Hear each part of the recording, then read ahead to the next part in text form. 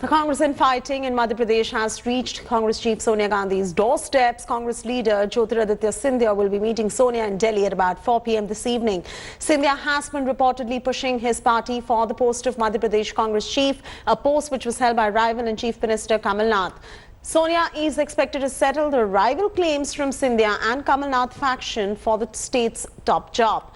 The Kamal Nath had piped Sonia Gandhi twice in the MP power game, becoming state Congress chief once before the assembly polls and secondly chief minister after the winning the elections. Chief Minister Kamal Nath is backing elevation of tribal face Bala Bachchan as a compromise choice for the top job.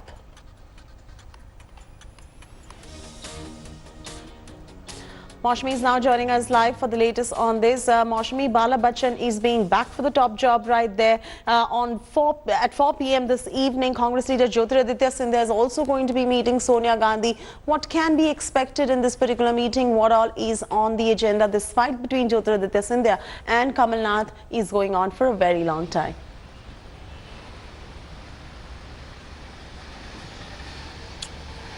You know, Chaiti, this is not the first time that politics of Bhopal has actually come to the doorstep of Sonia Gandhi. We saw Kamal Nath visiting Sonia Gandhi twice in the past week, and that's one reason that Jyotiraditya Scindia, when he is back here in Delhi, holding the Maharashtra Screening Committee meeting, there are speculations rife. He is supposed to meet Sonia Gandhi.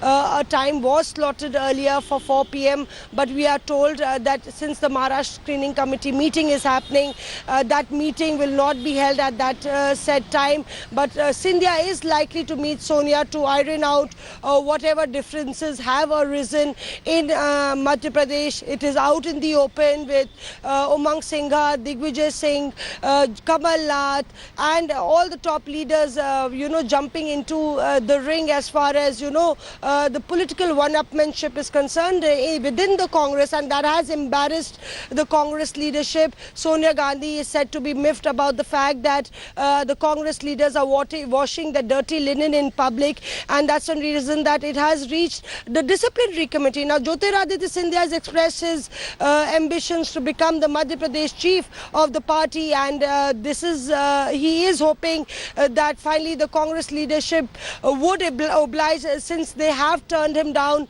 twice in the past. So remember, Scindia has been wishing to get that post, although he has not admitted that in public. He has expressed his willingness as far as taking on that responsibility is concerned within closed doors, and he would be meeting Sonia Gandhi soon in that regard. Leave it at that, Maushami. Thanks so much for bringing our viewers up to speed with the story. Now, trouble is mounting for Madhya Pradesh Chief Minister Kamal Nath as the SIT has reopened 1984 anti-Sikh riots cases, including the one outside Gurdwara Rakabgunj. The SIT's move follows clearances from MHA to reopen several closed 1984 riots cases. Akali Dal, hailing the move sharply, has hit out at Madhya Pradesh Chief Minister, saying that Kamal Nath must be arrested soon. BJP MLA Majinder Singh Sirsa urged Congress President Sonia Gandhi to seek the resignation of Kamal Nath so that Sikhs get their justice. However, Kamal Nath, during an interaction with India Today in 2016, categorically rubbished all the allegations against him. Here's a look.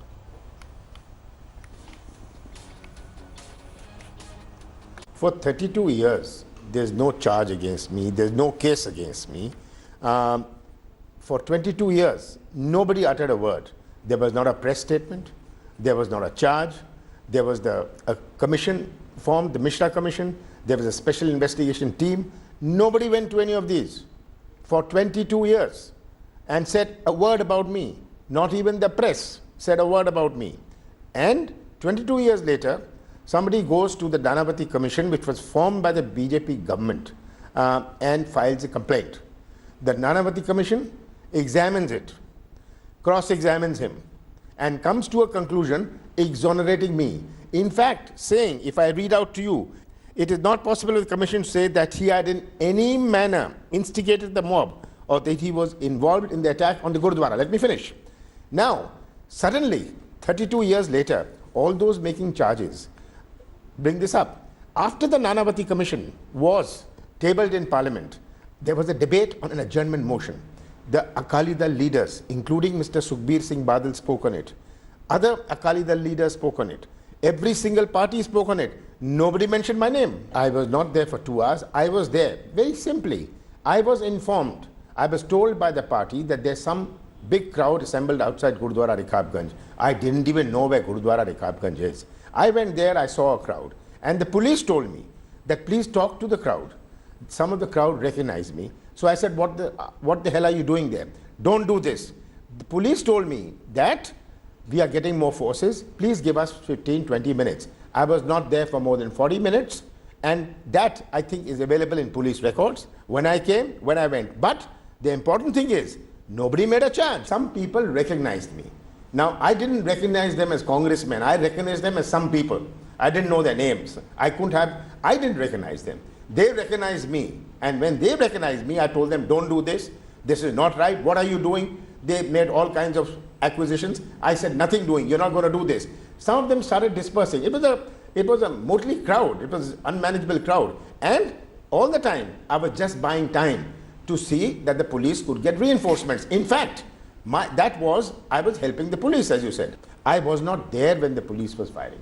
I was not there when the reinforcements arrived. I saw the reinforcements come. I went away. And the Nanavati Commission has dealt with his statement.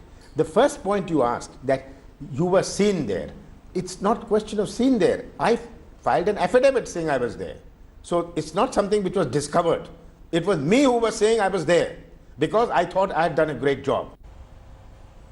And as part of its ongoing investigation in the money laundering case against DK Shivakumar, Enforcement Directorate has raided Delhi residence of Shivakumar's close aide Anjaneya Hanumananthaya, who works as a liaison officer in Delhi's Karnataka Bhavan. Sources say that Sunil Kumar Sharma has also been questioned. ED has alleged that Sunil Sharma, along with his 2 employees, along with Anjaneya, had transferred crores in illegal cash. Former Karnataka Minister DK Shivakumar was arrested by the ED on September 3rd in connection with a money laundering case. He's under the ED custody till 13 September. Shivakumar was arrested under the provisions of PMLA. ED sought 14-day custody, saying that Shivakumar was evasive and non-cooperative in the probe, and there was phenomenal growth in his income while he was in that important position.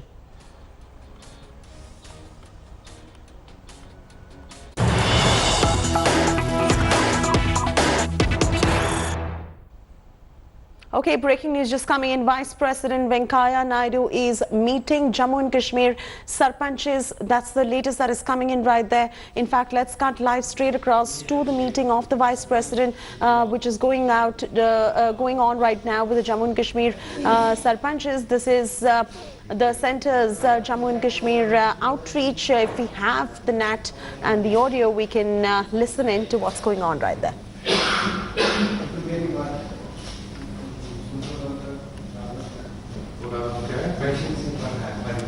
Okay, we'll get you all the details from this. Polemy is bringing us the latest details. Polemy, this seems to be the centre's outreach towards all the stakeholders in Jammu and Kashmir. It is a very important outreach at this point of time, in a crucial period as well. Meeting the Jammu and Kashmir Sarpanches with the Vice President Venkaiah Naidu is going on right now. What all can be expected? What is on the agenda? And what has been discussed so far? Well, basically, the Sarpanches are in Delhi. They are meeting with various, dignitaries, including, of course, the Vice President of India was their first meeting. They are expected to meet some other central government leaders and ministers later in the day as well. Basically, what they're seeking is assurances from the government, for instance, that their land will not be taken away. Of course, that normalcy will be restored as soon as possible in the valley and in Jammu as well. Also, jobs. The situation is extremely tense on the ground in Kashmir because things haven't returned to absolute normalcy.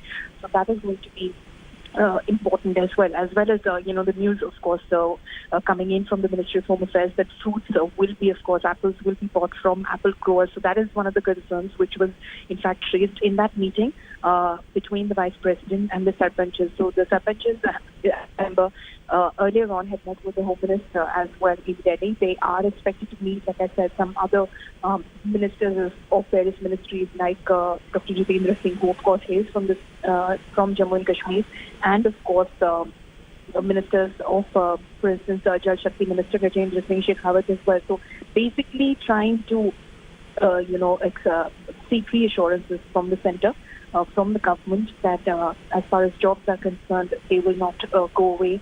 That things will return to normalcy as soon as possible. Fruits will be, bought. British Airways pilots are striking for a second day over an ongoing dispute over pay and working conditions. Over 4,000 British Airways pilots are shunning work, grounding the entire flight operation of British Airways, which cancelled over 1,700 flights since yesterday London airport, the largest in UK, which buses 24/7 and now bearing a deserted look. The pilots union Balpa said that the management's cutting costs and dumbing down of the brand had eroded confidence in the airline. British Airways has cancelled all their flights, which have caused inconvenience to approximately 2 lakh passengers. The airways might suffer a loss of 80 million euros. Meanwhile, the fares of the other airlines have also gone up and people are bracing for hiked fares during Christmas time. Cynical actions of the pilots union have put us in this position is by all accounts an own goal. It's going to punish customers, it's going to punish our brand, it is going to punish the rest of the colleagues. As you mentioned, over 90% they have already accepted the 11.5% deal. And it will also punish those pilots that want to come to work. There are a lot of inconveniences as well as rescheduling. There are about 7 to 8 India-related flights, and those have been all disrupted because about all 100% flights have been cancelled. All the flights, close to 1,500 flights have been cancelled. Over 200,000 passengers, 200,000 to 300,000 passengers have undergone disruption in their plans, but the pilots are stuck. The union is saying that if the deadlock of talks is not broken down, this might intermittently happen till the end of the year. But as of now, one is expecting that everything should, or at least something should, be back to normal by Wednesday. Lavina Tandon for India Today from London. All right, Lavina Tandon bringing us all those details as far as the British Airways strike is concerned. This is on the back of dispute over prices and working conditions as well. Now, what has happened is when 4,000 pilots go on strike of an airline, you've got close to about 16 to 1,700 flights that have been cancelled from all over the world for the passengers who were travelling on British Airways. 2 lakh passengers across the world have been affected as well. My colleague Aishwarya Paliwal is joining us from the Indira Gandhi International Airport in Delhi as well. Aishwarya, what is happening as far as the flights are concerned? When are they likely to resume operations, and what happens to the ones who are already holding that boarding card? Is there any clarity now that is coming from from British Airways as to whether those passengers are getting accommodated onto other flights as well? Heathrow is bearing a deserted look, but any kind of pandemonium that is being reported for the outbound passengers to United Kingdom right there at the Delhi airport? Well, at the moment, Chetty, let me tell you that there's utter chaos. People do not know what to do, especially those who really had to go to the UK are now scrambling at the very last moment. From what we understand is that, most of the people have now taken the route of cancelling British Airways flights, because for the past 48 hours, not a single flight of British Airways has made it, has actually flown. And what we are understanding is that this stalemate which is going on between the pilots and the British Airways will continue for some time to come. So anyone who has booked the flight will have to now make alternative arrangements as far as the British Airways is concerned. Apart from a statement which says that they are trying to figure things out with the pilots, nothing much has come out of it. And obviously we have seen in these cases how the rates of other flights spike up, and that's exactly what's happening. So anyone who really wants to go to the UK is now shelling more money buying other tickets. But as far as British Airways is concerned, no accommodation has been given from what we understand. Chetty, also let me just very quickly point out that this is also just before the festive season begins. Many students who study in the UK do tend to book their flights in advance, and this is something which will now be very bad for them. What we are hearing is that most of the people are now switching to other airlines. For how long will this stalemate continue? That's something which we don't know, but what passengers are hoping that this stalemate is broken as soon as possible. Thanks for watching the video. For more such news and updates, please like, share and subscribe to India Today. Also check out our other great videos from our channel. We know you will love to.